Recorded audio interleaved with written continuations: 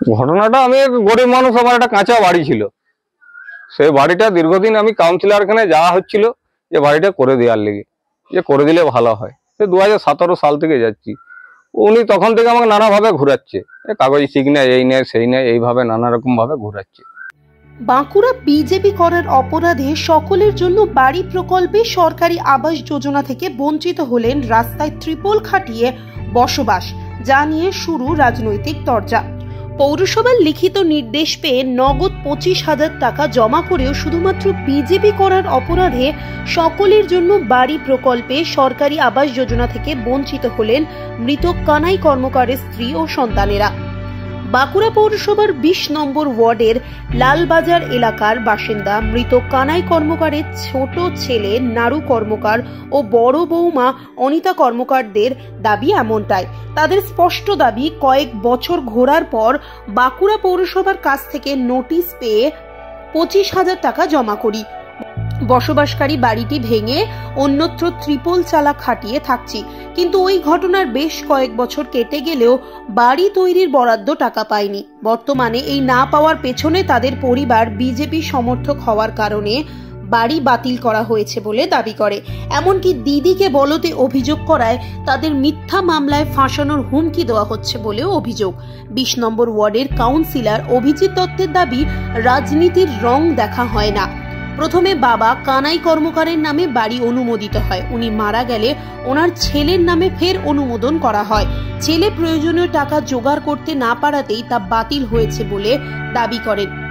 বিজেপির বাঁকুড়া জেলা সভাপতি প্রসেনজিৎ চ্যাটার্জির দাবি, তৃণমূল সব সময় আমরা ওরা করে। আগামী 10 দিনের মধ্যে কর্মকার পরিবার বাড়ি না পেলে তারা আইনের আশ্রয়ের পাশাপাশি পৌরসভা ঘেরাওয়ের হুঁশিয়ারি দেন। বাঁকুড়া পৌরসভার উপপৌরপ্রধান হীরালাল চট্টরাজের দাবি, বিজেপি মিথ্যে কথা বলছে। উপভোক্তা মারা গেলে তার উত্তরাধিকারীদের আবেদন করতে হয়, এক্ষেত্রেও তাই হবে। অনলাইনে ফের আবেদন করলে বাড়ি পাবেন বলে তিনি জানান। বাঁকুড়া থেকে সুচিন্ত গোস্বামীর রিপোর্ট। জল পড়বে, এখানে বালতি পাততে হবে, তিরপলের তলাতে জল পড়ে। আরে এই বুড়া মানুষটা গেলে কোথায় যাবো আমরা? চলন শক্তি নাই। বিভিন্ন পারপাসে প্রায় 47-48 লাখ হাজার টাকা খরচা করা করালে। কত টাকা? 47-48 হাজার টাকা। কি করে রেজিস্ট্রি করানো হলো, ওদের পার্টির থেকে লোক এসেছিল, 2,500 টাকা নিয়ে গেল। ঘর ভাড়া দিতে হলো, আরও বিভিন্ন রকমের কাগজপত্রে, তার সঙ্গে হ্যারাসমেন্ট আর টাকাও গেছে। পার্টির লোক কি টাকা নিয়েছে? হ্যাঁ, 2,500 টাকা নিয়ে গেল। ওরা এসেছিল, মাপজোপ করেছিল, 2,500 টাকা নিয়ে গেল। কি মিষ্টি খেতে? কিছু বলে না, তা বলছে ওরা পাঠাচ্ছি, মাপজোপ করবে আর ওদেরকে টাকাটা দিতে হবে। কে বলেছিল? অফিস থেকে, কাউন্সিলর অফিস থেকে। পরবর্তীকালে যখন মঞ্জুর হলো বাড়িটা, হ্যাঁ হবে, নোটিশ দিল আমাকে, টাকা জমা করতে বলো, নোটিশ দিল, বাড়িটা ভাঙা করালো। বাড়িটা ভাঙা করার পরে আজ অব্দি আর বাড়ি আমার হয়নি। কি বলছে? বলছে দাদা যে জিজ্ঞাসা করে পরবর্তীকালে যে কি কারণে আমাদের আটকে আছে, কাগজপত্র সমস্ত জমা হয়েছে, কি কারণে আটকে আছে বাড়িতে। তোর ভাই বিজেপি করে, ওই কারণে বাড়িটা ঝুলি রাখা হয়েছে। কে বলছে? সে কাউন্সিলর। কি নাম? অভিজিৎ দত্ত। কোন দলের কাউন্সিলর? তৃণমূল। কাকে কথাটা বললো? আমার দাদা বলেছে। আপনি বিজেপি করেন বলে কি বাড়ি পাচ্ছেন না? তাই তো করেছে, উনি বলছে, নিজে মুখে বললো। নাহলে তো অনেকদিন আগেই হয়ে যেত বাড়িটা, এই কারণে ঝুলে রাখা হয়েছে। আপনি কাউকে জানিয়েছিলেন? জানানো হয়েছিল, দিদিকে জানানো হয়েছিল ফোন নাম্বারে। তারপরে ওনারা আমাকে ডেকেছিল, ডাকার পরে গেছি, তোমরা উপর মহলে জানিয়েছো? হ্যাঁ জানিয়েছি।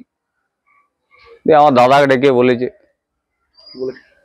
যে উপর মহলে যদি জানাও তোমরা, বাড়ি তো হবে কিনা, আবার তোমাদেরকে কেসে ফেলে দেবো। ভয় আতঙ্কে রয়েছেন? থাকতে হবে, গরিব মানুষ,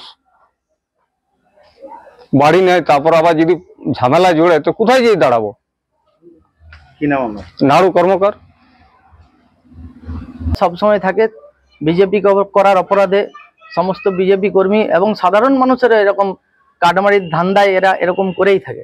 এই কর্মকার পরিবার টাকা ডিপোজিট সত্ত্বেও কেন মিউনিসিপ্যালিটি থেকে ওদের বাড়ি ভাঙার নির্দেশ দিল? কেনই বা মিথ্যা প্রতারণা করে বাড়ি সে ভেঙে 1 বছর যাবৎ সে ঘুরছে, বাড়ি ইয়ে করার জন্য যে ডিপোজিট টাকা সেটা জমা দেওয়া সত্ত্বেও কেন তাকে এরকম ভাবে হয়রানি করানো হচ্ছে? এটার জন্য আমরা শুধু বিজেপি করি বলে নয়, আবার কাউন্সিলর বলছে নাকি যে সে নাকি বিজেপি করে, তার জন্য তাকে ঘর দেওয়া হয়নি। এই যে এই নোংরা কথাবার্তা, এটার জন্য বিজেপি করার জন্য নয় এবং সাধারণ মানুষের জন্য নয়, আমরা ব্যাপকভাবে আমরা আগামী 10 দিন সময় দিয়েছি মিউনিসিপ্যালিটিকে।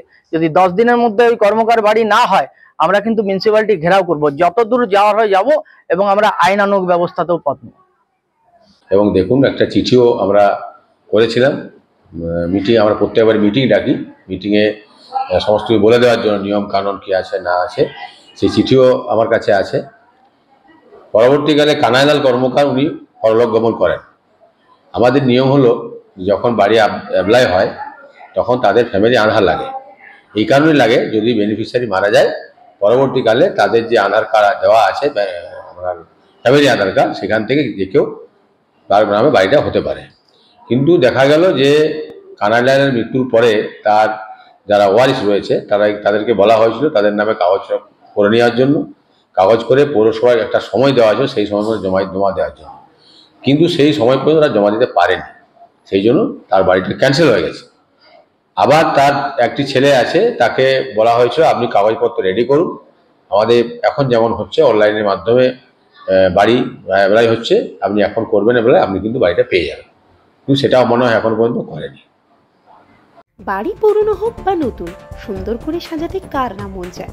আর এই সাজানোটা গাছ ছাড়া অসম্পূর্ণ। আপনার সুন্দর বাড়িটিকে আরো সুন্দর করে গাছ দিয়ে সাজাতে হলে আজই চলে আসুন মনোরমা নার্সারিতে।